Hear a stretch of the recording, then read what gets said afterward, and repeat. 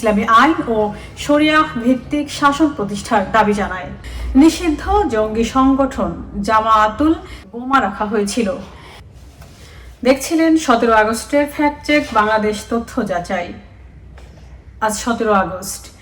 এই দিনটি বাংলাদেশের ইতিহাসে একটি ভয়াবহ ঘটনার জন্য স্মরণীয়।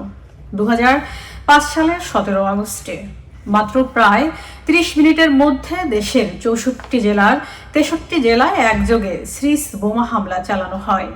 বিভিন্ন সমসাময়িক প্রতিবেদনে অন্তত 459টি বোমা বিস্ফোরণের কথা বলা হয়েছে। হামলায় 2 জন নিহত এবং শতাধিক মানুষ আহত হন।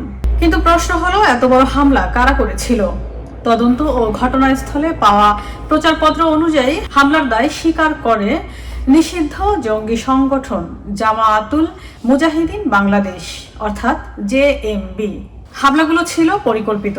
সকাল 11টা থেকে 11টা 30 মিনিটের মধ্যে দেশের বিভিন্ন জায়গায় প্রায় একই সময় বিস্ফোরণ ঘটানো হয়।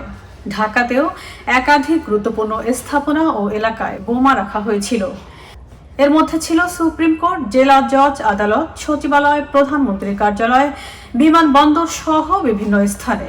এবার আসি সবচেয়ে গুরুত্বপূর্ণ প্রশ্নে, কেন এই বোমা হামলা চালানো হয়েছিল? বোমার সঙ্গে পাওয়া জেএমবির প্রচারপত্রে তারা বাংলাদেশের ইসলামী আইন ও শরিয়াহ ভিত্তিক শাসন প্রতিষ্ঠার দাবি জানায়।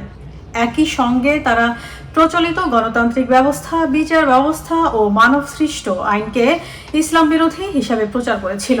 অর্থাৎ এটি শুধু কয়েকটি বিচ্ছিন্ন বোমা বিস্ফোরণ ছিল না, দেশ জুড়ে একই সময় হামলা চালিয়ে নিজেদের সাংগঠনিক সক্ষমতা দেখানো এবং রাষ্ট্রের প্রচলিত ব্যবস্থার বিরুদ্ধে ভয় ও চাপ তৈরি করাই ছিল এই জঙ্গি হামলার অন্যতম উদ্দেশ্য। আরেকটি বিষয় মনে রাখা জরুরি, 64 জেলায় নয় 63 জেলায় এই সমন্বিত হামলা হয়েছিল। কারণ মুন্সিগঞ্জ জেলায় এই হামলা থেকে বাদ ছিল। তাই 17 আগস্টকে শুধু একটি তারিখ হিসেবে নয়, বাংলাদেশে জঙ্গিবাদের ভয়াবহ বিস্তারের একটি বড় সতর্কতা হিসেবেও মনে রাখা হয়। ইতিহাস নিয়ে অনেক কথা ছড়ায়, কিন্তু কথা নয়, তথ্য যাচাই করে ইতিহাস জানুন। দেখছিলেন ফ্যাক্ট চেক বাংলাদেশ তথ্য যাচাই।